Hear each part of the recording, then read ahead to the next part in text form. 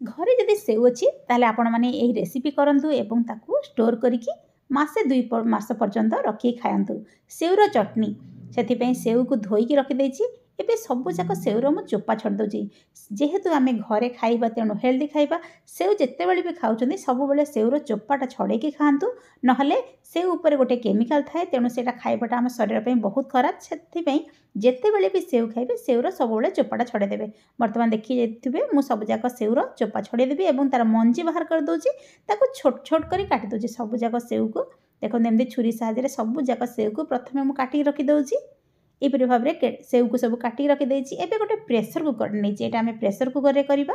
सेतिपई गोटे चामच मु एथरे घी ऐड कर दोछि। घीटा जेते बेले गरम हेकी मेल्ट हेई बसिबो सेते बेले आमे एथरे 2टी तेजपत्र को ऐड कर दबा। वर्तमान देखंतु घीटा मेल्ट हे गलानी। एबे 2टी तेजपत्र को ऐड करली, खंडे दालचीनी ऐड कर दोछि। तापरे काटिकी रखिथिबा सेउ को आमे ऐड कर दबा।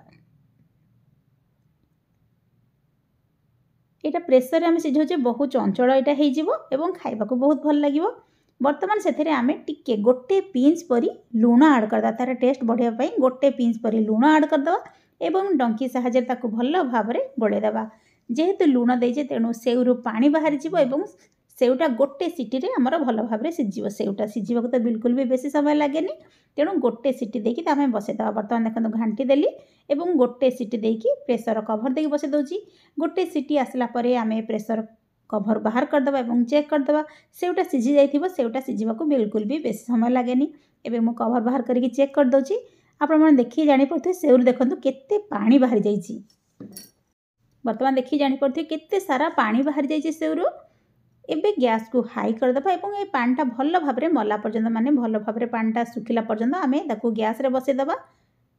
टिके समय पर देखिबे सबु जाक पानीटा सुखी जाइछि। एबे मु देखौछि आपण मानकू गैस रे हाई फ्लेम रे बसे देथिले सबु जाक पानी देखंतु सुखी जाइछि। एई परि भाव रे हमको आमे जेहेतु स्टोर कर रखिबा तेणु भल भाव रे पानीटा को सुखेबा पड़िबो। वर्तमान गोटे करेटे नेछि। एबे सेथिरे 4 बड़ चामच चीनी ऐड कर दोछि। चीनी ऐड करबा। एबे सेथिरे 4-5 चामच पानी ऐड करता। बिल्कुल भी बेसी पानी ऐड करि परिबेनी। देखिबे जानि परथिबे बहुत कम पानी ऐड करबा। 4-5 चामच पानी एथि पई यथेष्ट। जेमति कि हमर चीनीटा मेल्ट हेकी एटा गोटे सिरा रूप धारण करिवो। सेथि पई हमकु 4-5 चामच पानी ऐड करिया पड़िबो। चीनीटा मेल्ट होवा पई आमे एमति पिठा पाते साहाय्य घांटी दो। टिके समय पर देखिबे चीनीटा मेल्ट हेई बसिबो। चीनीटा मेल्ट हेकी जेते बेले पूरा बहळा हेई जो से पर्यंत हमकु गैस रे बसाय पड़िबो एवं कंटीन्यूअसली एमति घांटी दबा। चीनीटा चंचल मेल्ट हेई जिवो। जेते बेले मेल्ट हेकी टिके बहळा हेई जिवो जेमति कि आमे लड्डू करू गोटे पाग हेई थाए टिके मोटा पाग हेई थाए सेही परि भाव रे हमकु एई सिरार पागटा करिया पड़िबो। कारण एटा आमे स्टोर कर रखिबा सेति पई बिल्कुल भी पानी अंश रहिबनी जेमति पूरा बहळा हेइतिबो सेही परि भाव रे करिया पड़िबो। मु देखौछि आपण मानकु जानि पारुथिबे एबे चीनी पागटा पूरा बहळा हेइ गलानी। एई परि भाव रे हमकु करिया पड़िबो। वर्तमान एथिरे आमे सिझेकी रखिथिबा सेउ को ऐड कर देबा। वर्तमान देखंतु आपण जानि पारुथिबे मु जो सिझेकी रखिथिली सेउ को से सेउटा को ऐड कर दबा एवं ताकू भल भाव रे आमे जो चीनी सिराटा करजे ताकू भल भाव रे चीनी सिरा संगे आमे गोळे दबा। एथिरे आमे तेजपत्र एवं दालचीनी सिझेला बेले पकैछे। वर्तमान सेउ रे तार फ्लेवर सब आसी गलानी एवं ए जिंस रे बे दरकार नाही तेणु ताकू बाहर कर दबा। तेजपत्र एवं दालचीनी जो पकैछे ताकू आमे बाहर कर दबा। देखंतु बाहर कर दोजे। 2टी तेजपत्र पकैथिले एवं गोटे खंड दालचीनी पकैथिले तेणु ताकू बाहर कर दबा।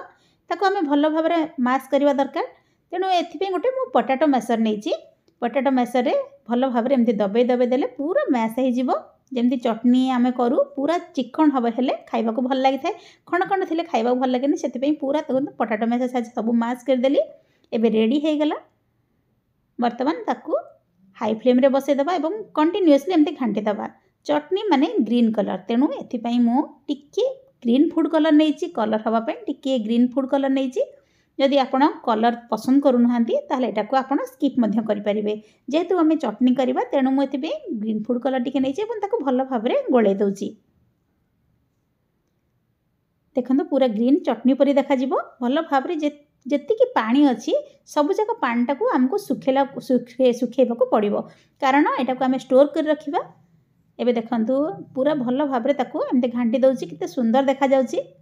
ताकू केमति आमे कंटीन्यूअसली घांटी दो जेमति बिल्कुल भी तळे न लागिबो। शेष रे आमे एथरे गोटे जिंस ऐड करबा जहा फल ता टेस्ट बढ़ी जिवो। सेति पई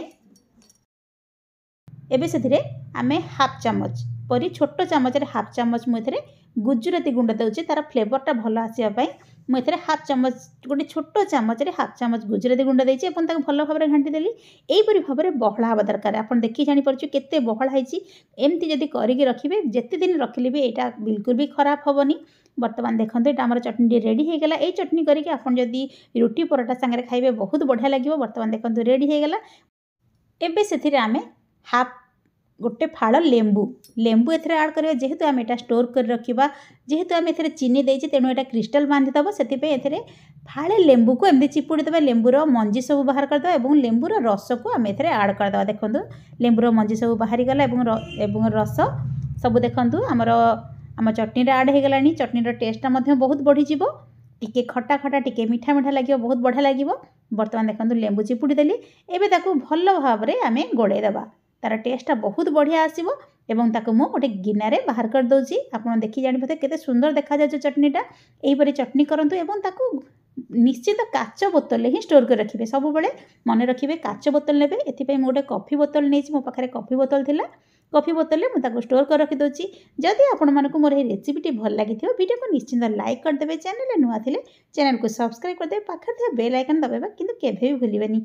सब बेले मु पुणी आपण मानन पई किछि नुआ नुआ रेसिपी नहीं आसीबे से पर्यंत बाय कीप वाचिंग। आपण एही रेसिपी निहाती ट्राई करदे एवं आपणकर मूल्यवान कमेंट निहाती दियंतु। पुणी किछि रेसिपी नहीं आसी से दिन पर्यंत रहिली।